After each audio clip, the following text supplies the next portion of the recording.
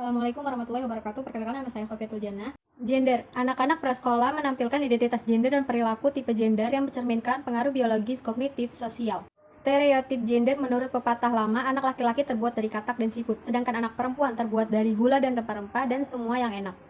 Stereotip gender terus berubah selama masa kanak-kanak dan remaja, tengah, dan akhir.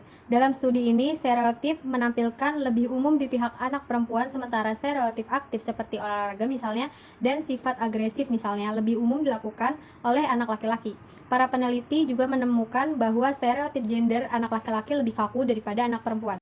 Persamaan dan perbedaan gender. Persamaan dan perbedaan antara jenis kelamin dengan mengingat bahwa satu, perbedaan adalah rata-rata tidak semua perempuan versus semua laki-laki. Dua, bahkan ketika perbedaan dilaporkan ada banyak tumpang tindih antara jenis kelamin. Dan tiga, perbedaan tersebut mungkin disebabkan terutama oleh faktor biologis, faktor sosial budaya, atau keduanya. Perkembangan fisik. Fisik wanita memiliki sekitar 2 kali lipat lemak tubuh pria, paling terkonsentrasi di sekitar payudara dan pinggul. Pada pria, lemak lebih cenderung masuk ke perut. Rata-rata pria tumbuh 10% lebih tinggi daripada wanita.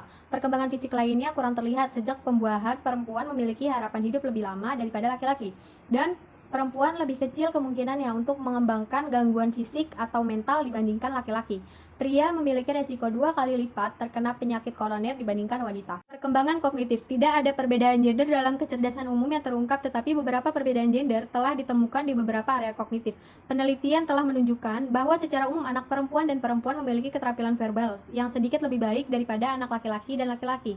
Meskipun di beberapa bidang keterampilan verbal perbedaannya cukup besar. Misalnya, dalam penilaian nasional baru-baru ini, anak perempuan secara signifikan lebih baik daripada anak laki-laki dalam membaca dan menulis. Perkembangan sosial emosional.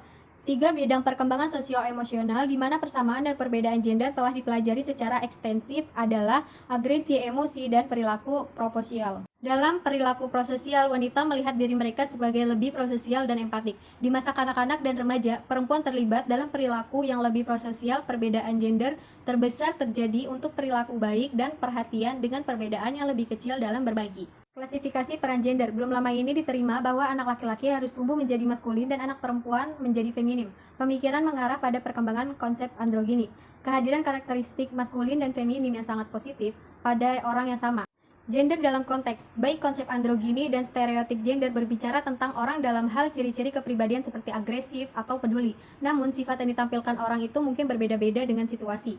Dengan demikian, sifat dan tingkat perbedaan gender mungkin tergantung pada konteksnya. Pertimbangkan perilaku membantu. Stereotipnya adalah bahwa perempuan lebih baik daripada laki-laki dalam membantu. Tapi itu tergantung situasi. Perempuan lebih mungkin dibandingkan laki-laki untuk menyumbangkan waktu mereka untuk membantu anak-anak dengan masalah pribadi dan untuk terlibat dalam perilaku pengasuhan. Assalamualaikum warahmatullahi wabarakatuh.